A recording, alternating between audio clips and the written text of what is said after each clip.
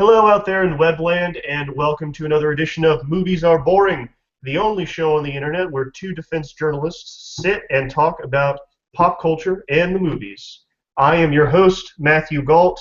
With me, as always, is my co-host, the man, the myth, the beard, Kevin Nodell. Say hello, Kevin. Hello, Kevin.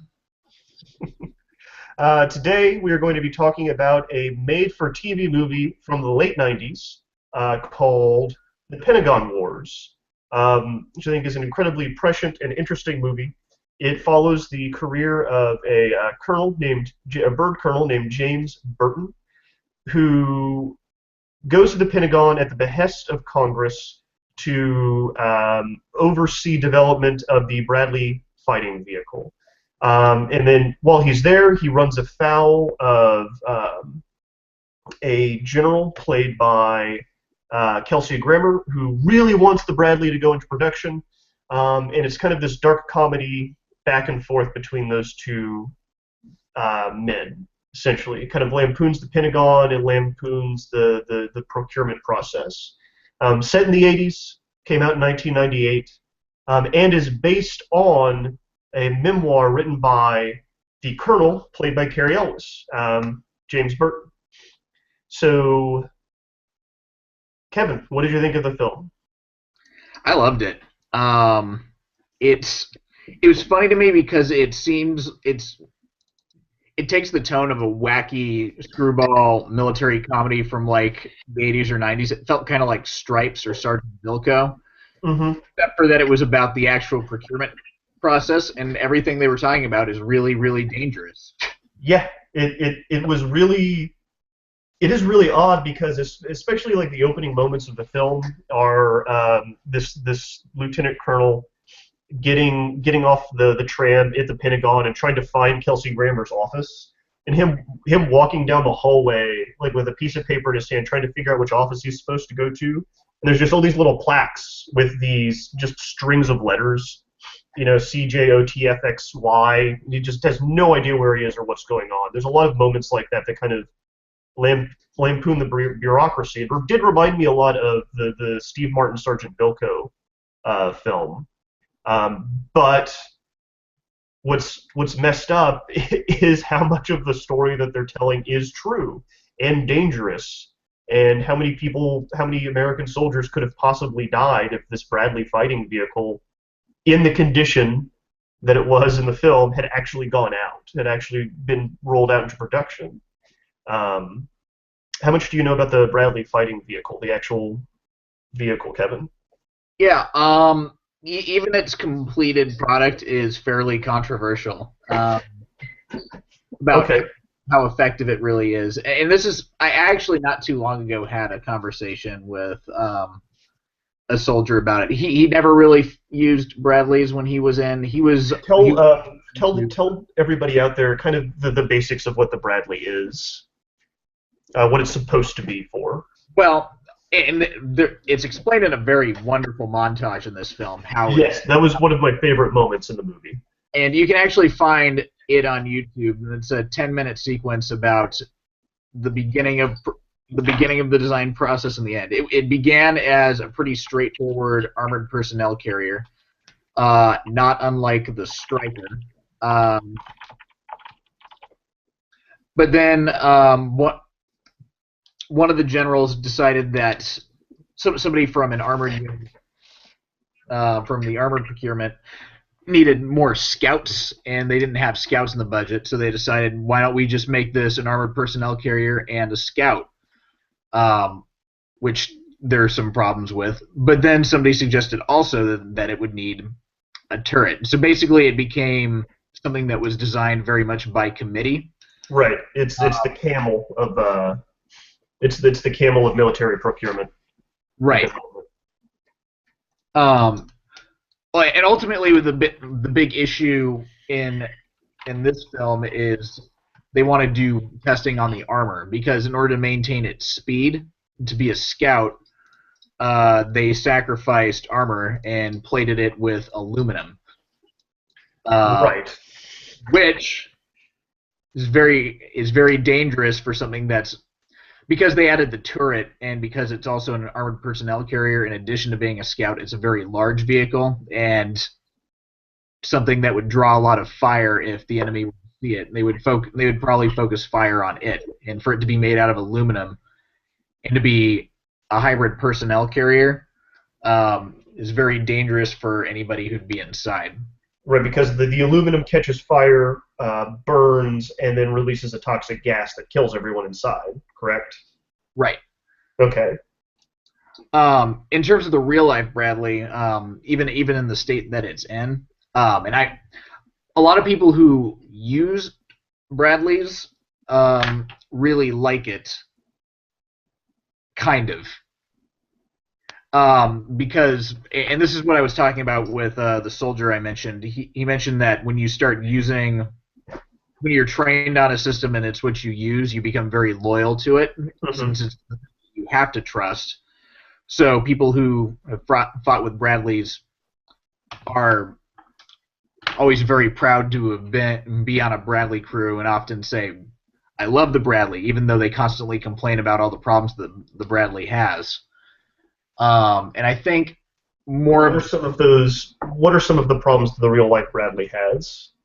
Well, just from its fundamental design, it's lighter than a regular tank, because it's supposed to be kind of a tank and a personnel carrier, but it can't necessarily hold a lot of personnel. So it's half tank, half personnel carrier. In terms of its efficiency, like that, it's something that still people aren't necessarily sure what it's for. I think sometimes. I think maybe that was less of a problem in Desert Storm, more as in Operation Iraqi Freedom, because it was still used fairly extensively during Operation Iraqi Freedom. And in terms of it being used as a counterinsurgency weapon, that's when they ran into a lot of problems with it, right? Because the armor was so poor. that wasn't really the problem. It was just what does it offer that, because you had the Striker, which was a fairly well armored, fairly efficient, fairly quickly moving personnel carrier. You had the Abrams, which is a tank, and definitely the best tank we got. And you also had the Bradley, and the question is, what is it that this actually does that these two don't offer us? Right. What's the point of having it out there? Right. And though a lot of soldiers who use it because they were using it maintain that it was good, and not that these soldiers weren't effective, but I think they were, in what my friend was telling me, sort of, and when we were talking about this, he kind of was of the opinion that the people who were using it did well in spite of the fact that they were using it. Right. They used it very well, and ultimately, it's even a kind of a crappy weapon system can be well utilized by good soldiers. Yeah. And that does kind of bring us to one of the cruxes of, I think that'll help us segue back into the movie, that it's all about using what's given to you, and you can become loyal to a system just because it's what you're using, but it might not actually in reality be the best weapon system. So do you think that... I was little not confused is the wrong word, but I was a little the Kelsey Grammer character, the general, Major General Partridge. What was his in the film? He constantly is pushing this vehicle. He wants to get the vehicle out, and we know kind of from real life experiences and kind of some of the things that we've looked at that a lot of there is I would call it unhealthy relationship between defense contractors and defense manufacturers and the military, where a lot of not some people who work in the military end up working in the defense industry after they retire, right? Right. So is that in the film world? Is that kind of did they ever say? I don't recall what exactly Major General Partridge's end goal was. That why did he keep this thing funded? Was he just did he want to go work for these people afterwards, or did he just want to keep jobs pumping through, or I think it's more the second one. They mention in the epilogue they don't. They mention that most of the people involved with the project were promoted, and they show right? his portrait when they say that he was promoted, and they show the portraits of his goons afterwards when it says a lot of them went to go work in the defense industry. Right. And a lot of people in the weapon development and procurement stuff, because they work so closely with the defense industry anyway, do go on after they retire to work in the defense industry, which is certainly something that should be given a lot more attention. I think it happens a lot more than people realize it does. It happens a lot. A it lot. happens. It happens a lot. Yeah. Sorry. I think. There's a monologue that not a monologue. It's in the opening scene where General Partridge is testifying before Congress. Right. And he's talking about how they won the Cold War. By outspending. And it's just we spent more money than the Soviets.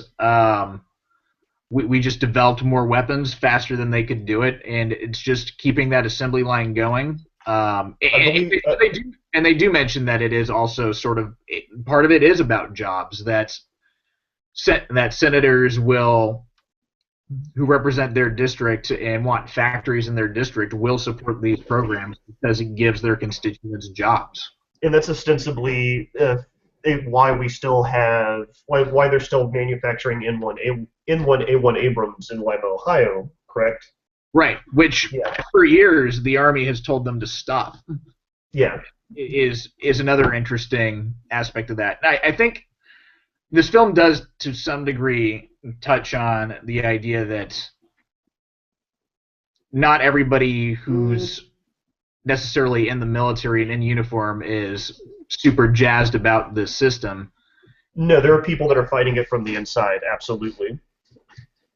And, from everyone from Cary Elwes to the general that played by Richard Schiff, and the base soldiers, on the ground, because they're the ones that are going to have to be in the fucking thing, right?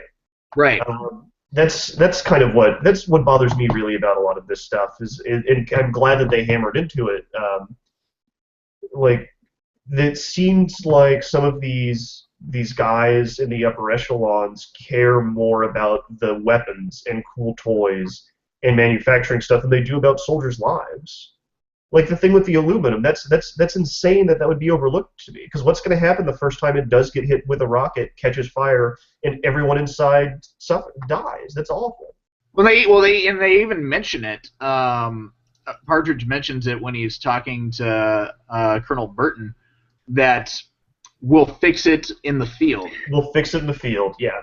Like we'll get it finished, and whenever it encounters a problem, we'll make the necessary modifications to it when it gets out there, which is odd, because if you already know about the problem, you can fix the problem before it's a problem.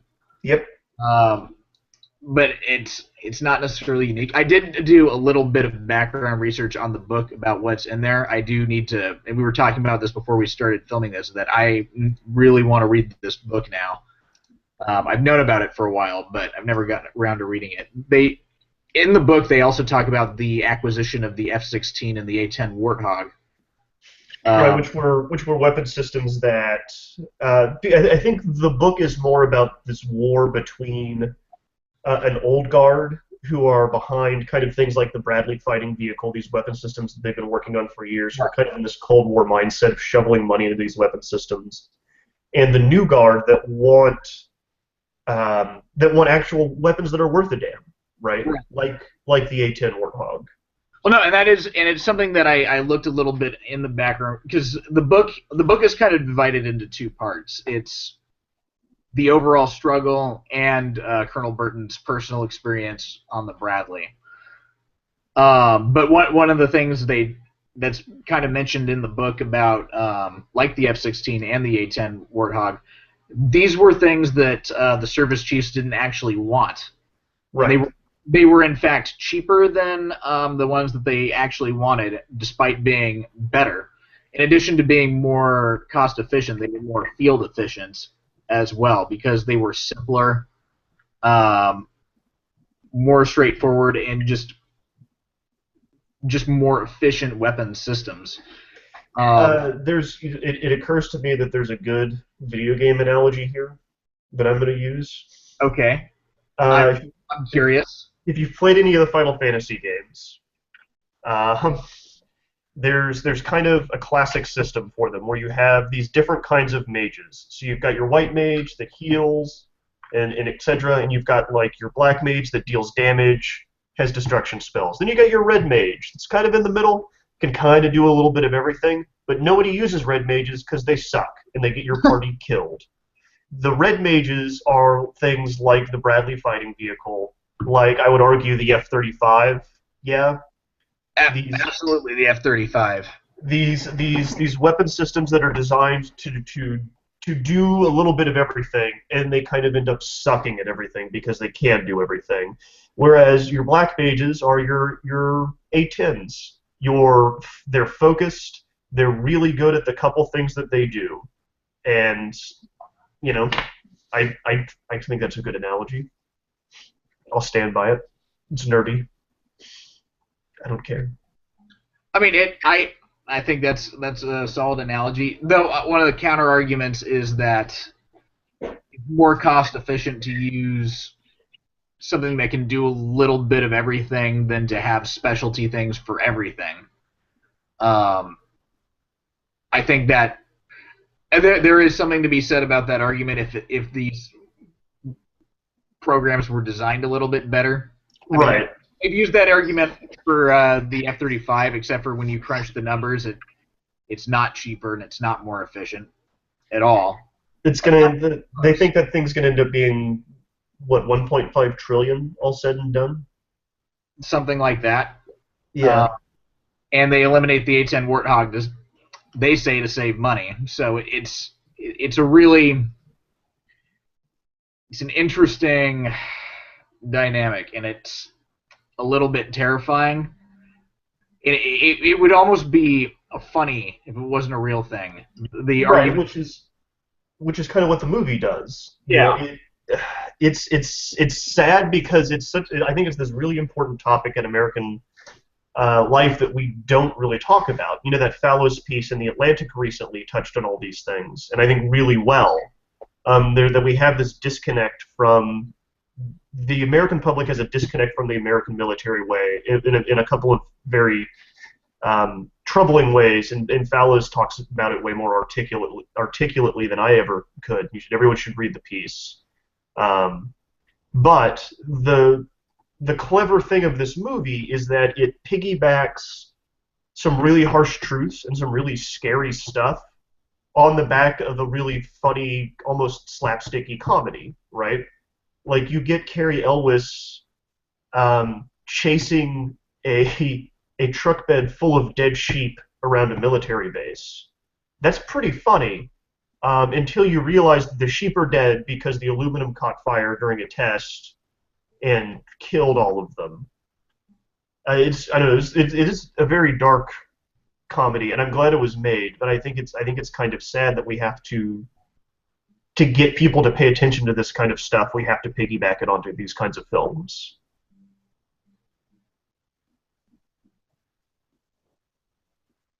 Agree? Disagree? I think I agree with that. Yes, agree.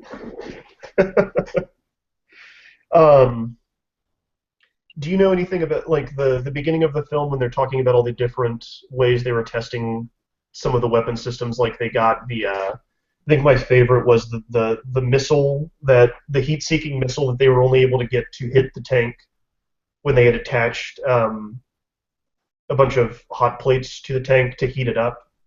Do you know if any of those stories happen to be true? I think I think those stories are exaggerated. Hmm.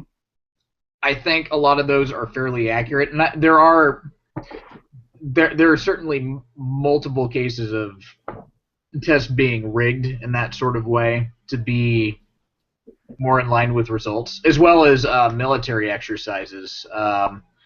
There's a really infamous military exercise that happened not long before Operation Iraqi Freedom. I don't for the life of me, I can't remember the general who was in charge of the opposing force. But what he did was he had all of his troops stop using radios and use and send all of his messages by courier on dirt bike, and basically used everything low tech to fight the American forces. And he ended up beating the American forces in the exercise. And afterwards, it was basically decided that he cheated and they would do it again. Why? Why do they? Why does that kind of stuff happen? Like, what kind of systemic thing is going on where, like, the cheating? That's this is. It's, I know it's an exercise and it's a war game, but it's war. You don't think that, like, it was obviously an effective strategy? You can't cheat in a test like that. I don't have a great explanation for why things like this happen. Is it just that? Is it the confluence of money and career soldiers that don't want to get in trouble? Is it really that? Is it really just a whole bunch of cover your ass and shoot for the big bucks? And that feels cynical. I think there's an element of that. This is one thing that I do think this movie was missing. Okay. Because you see a lot of it on the military side. I wish that there were a lot more suits running around. Yeah, like the defense contractor, the people that are actually manufacturing the Bradley fighting vehicle, the people who have millions and millions, billions of dollars tied up in these weapon systems. Right. Because though like some of these generals will get bonuses and stuff. Maybe this will help them afterwards. Like in the military, you don't necessarily make a lot of money, and though generals make a lot more money than you or I do, they're far from being the 1%. Right. That's not. You're not raking in multi-million dollars if you're wearing a uniform like that. And it would be interesting, I think, to see some of the people who are making the money, like the people whose interests this really is serving, because you don't necessarily see those people in this movie as much as maybe I thought that maybe you should. Now, I would agree with that, and that's something that I've been criticized for in a lot of the stuff that I've written about waste, fraud, and abuse. And I think it's a fair criticism that, I say a lot, military is doing X, military is doing Y, military is doing Z, and that's a simplification of a much bigger problem involving a lot more parties, right? And a lot of it is these suits, just like you said, these people that work at companies like Navistar and Lockheed Martin. It was the one in the really, I think it was Lockheed, the Operation Ill Wind in the 80s. Do you remember that? But I'm looking it up real quick. It was GE, Boeing, and United Technologies. Yeah, like those guys are the ones they're the ones that have the money and are sweetening the pot for people in the military and promising contracts and promising jobs after retirement. That's you're right. We do need to see more of that, and it does need to be more talked about. And there should have been more of that in the movie. yeah, but I think I mean we've said this once before already in this conversation, but this is something I think bears repeating. Ray Odierno, the Chief of Staff of the United States Army, has said year after year that the Army has enough M1 Abrams tanks.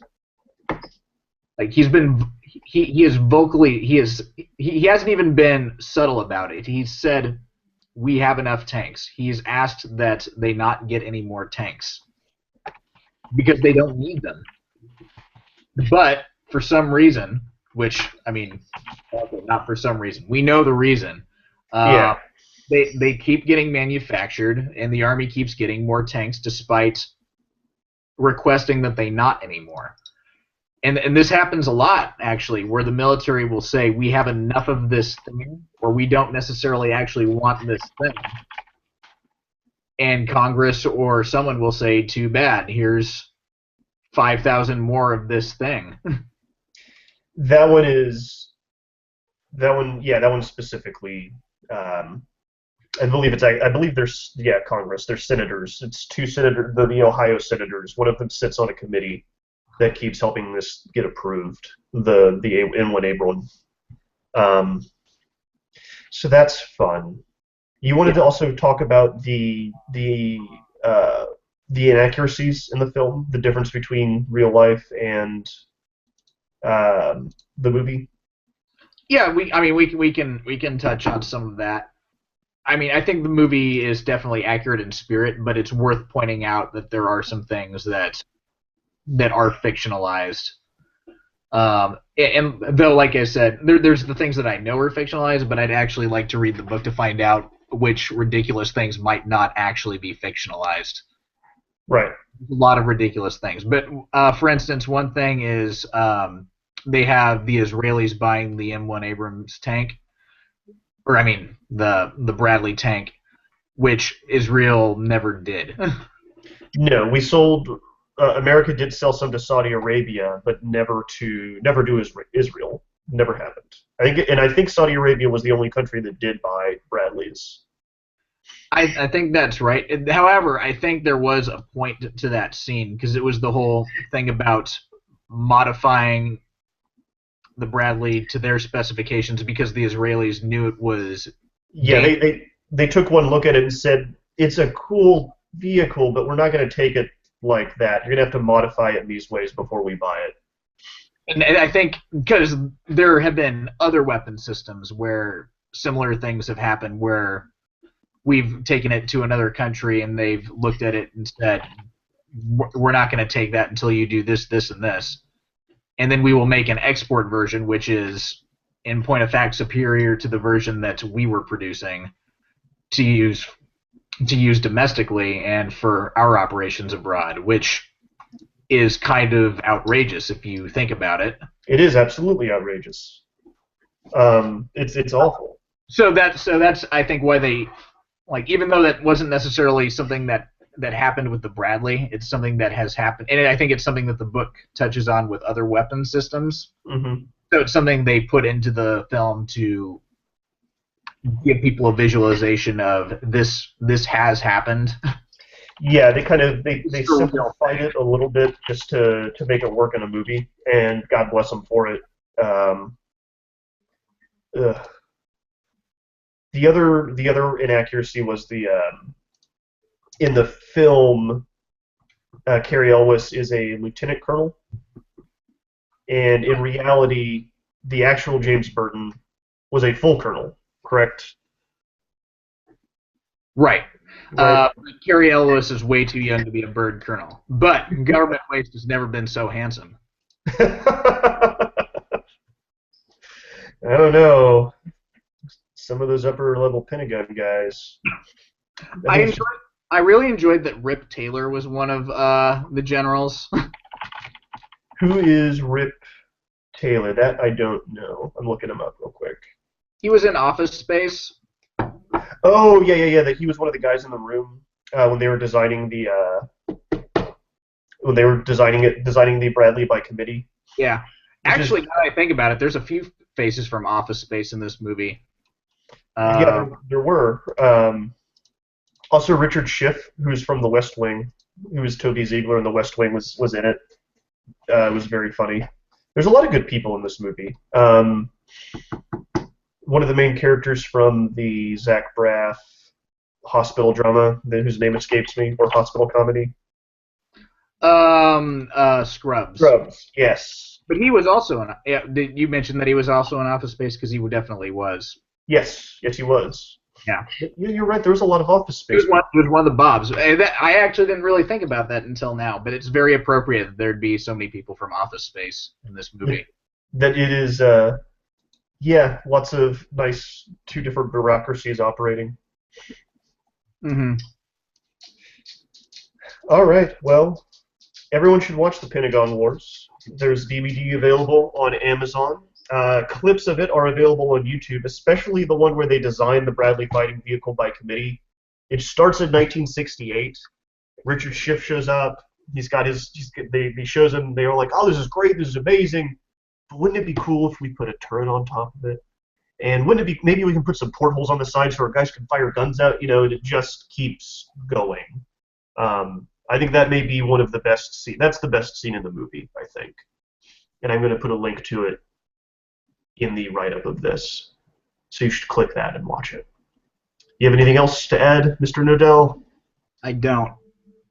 Excellent. All right, we will see you next time here at Movies Are Boring, the only show on the web where two defense journalists sit and talk about pop culture and the movies. With you as always, Matthew Galt and my co-host, Kevin Nodell. Say goodbye, Kevin. Goodbye, Kevin. Good night, everybody.